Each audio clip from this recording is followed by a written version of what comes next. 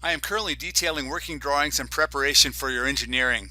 These are a few of the topics that should bring you up to date prior to our phone conversation.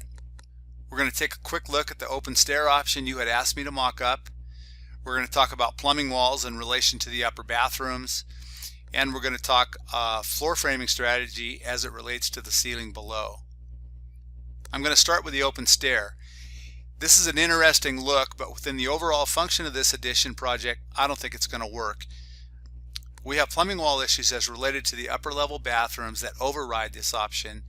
Looking at this upper level, we have set it up to work well, and in my view, facilitating this upper level layout should be the priority. To explain the issue, I'll start with this upper level framing plan that has our plumbing superimposed. This view illustrates the floor frame layout and location of strategically placed walls below that allow our plumbing access through the main level and into our crawl space. This is our original laundry room layout, and this is the adjustment that was needed. Traffic flow still seems to work, but the hallway is just a bit longer. Our instant water heater location changes as well. As you can see, the upper bathroom to the north needed a wall to the right of the patio door, as well as a wall below the stairway. This situation negates the open stair, but it does expand your pantry possibilities. On the subject of upper level floor frame, let's look at the ceiling below.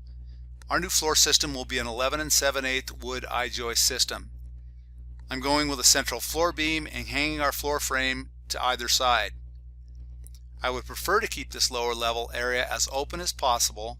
Ideally, we keep this beam at the same 11 7/8 thickness, hiding it in the floor.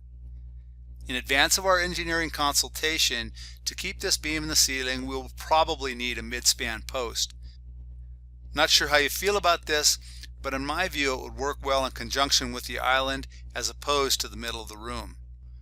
We might get away without a post if we go with a steel I-beam. Without a post, this yet to be determined beam will more than likely project into the ceiling plane. This could be mitigated with some ceiling treatments, but we are working with standard 8-foot ceilings. In my view, a post keeps the ceiling clean and gives us options. I'm in the process of lining out our roof frame and the related structural work as it ties into the new addition. I will communicate this at a later date.